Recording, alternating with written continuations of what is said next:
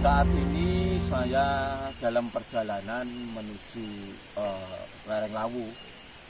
Lereng Lawu, Gunung Lawu ini adalah peninggalan moksa atau dalam arti pelepasan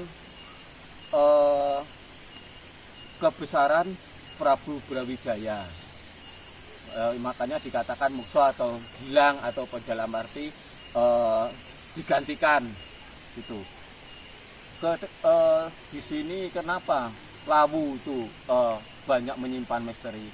Karena di samping dulunya Prabu Brawijaya Moksa di sini, di atas sana ada yang namanya Sendang Derajat.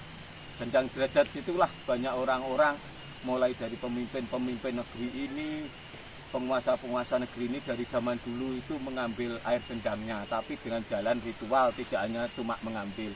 Karena dengan adanya Sendang Derajat itu dipercaya bahwa Sendang Derajat itu mempunyai makna untuk mengambil, untuk para pemimpin-pemimpin negeri ini adalah untuk mengambil yang dinamakan Pulung Pancarnegara. Yang dinamakan Pulung Pancarnegara adalah suatu wahyu, dalam arti wahyu untuk menjadi suatu pemimpin Nusantara.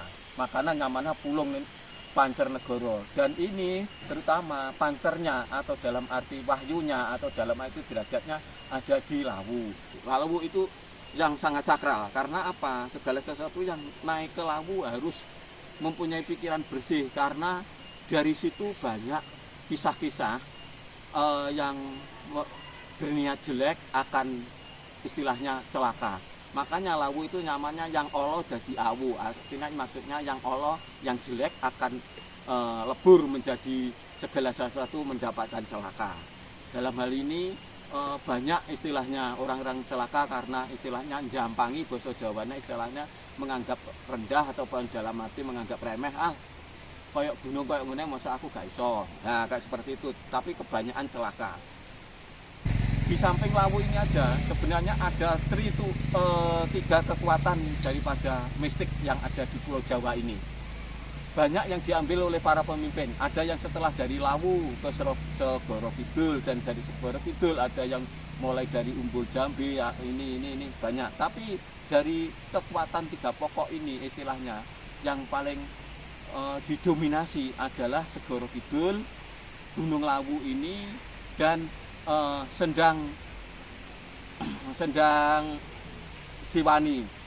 Sendang Siwani di situ ada kekuatan tiga pokok seperti ini. Karena apa? Posisinya mendekati Lawu dan istilahnya ada unsur daripada ilmu yang dinamakan tiga kekuatan pokok tadi. Dalam hal ini banyak istilahnya pemimpin yang mencari itu, tetapi kebanyakan ada yang salah ritual. Ada salah satu pemimpin yang dulu ingin mencari ritual di Lawu tapi salah, enggak saya sebutkan. Makanya ketiban itu bukannya ketiban derajat, tapi ketiban asor derajat utawi ketiban kesialan terus, dan sampai saat ini masih ada. Oleh sebab itu kalau di ritual puncak Lawu atau dalam arti istilahnya untuk pederajatan apa itu harus benar-benar orang yang tahu. Karena kalau tidak tahu asal naik, asal mengambil, itu akibatnya akan berakibat fatal sekali. Berakibat fatal karena ya itu tadi, dia tidak tahu. Karena Lawu itu yang posisi daerah mana itu ada kekuatan-kekuatan tidak sembarang orang tahu. Disitulah maka Lawu itu dinamakan derajatnya Pulung Pancarnegara, dan banyak dicari oleh para pemimpin negeri ini, tapi biasanya kalau yang salah akan bukan menjadi pemimpin tapi malah menjadi asor dan derajatnya akan sial, seperti itu. Ada sejarah-sejarah khusus yang ada istilahnya basa Jawanya itu pantangan, dan kalau itu dilanggar akan berakibat fatal, karena tanpa orang itu tahu seluk beluknya, dia istilahnya nunjang palang. Yang dinamakan nunjang palang istilahnya tidak tahu sembrono dan berakibat bukannya menjadi keberuntungan tapi kesialan.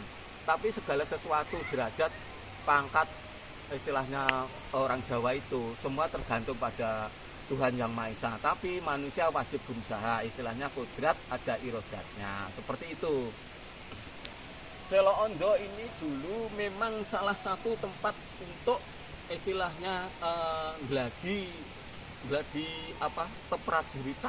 keprajuritan daripada banyak istilah orang-orang dari tokoh-tokoh Majapahit yang diasingkan di daerah sekitar sini, di daerah istilahnya di daerah Ngerambe. Di daerah Ngerambe itu banyak petilasan istilahnya untuk orang-orang pembuangan pejabat Majapahit yang vokal. Makanya di situ namanya Ngerambe. Ngerambe itu istilahnya ngeram lambe. Yang dimaksud ngeram lambe, dijahit lambene istilahnya, atau diram lambene, atau ditutup lambene, atau ditutup mulutnya, atau dalam arti tidak boleh bicara. Artinya setelah orang vokal, kalau di daerah Ngerambe karena sepi zaman dulu hutan belantara, dia akan menjadi terisolir atau terisolasi jauh dari keramaian, dan dia akan merenungi kesalahan atau kesalahannya sendiri. Jadi dia akan istilahnya bertobat, seperti itu, bertobat kepada rajanya sendiri. Jadi makanya di situ banyak petilasan yang adanya Punden Pasopati, Pasopati kalau orang di sana mengatakan itu, bahwa pusaka yang dinamakan Pasopati. Pasopati adalah pusaka yang diberikan kepada panglima yang benar-benar berani membawahi, utawi namanya tambak boyo, utawi dalam arti berani menanggulangi bahaya yang dari manapun asalnya, seperti itu.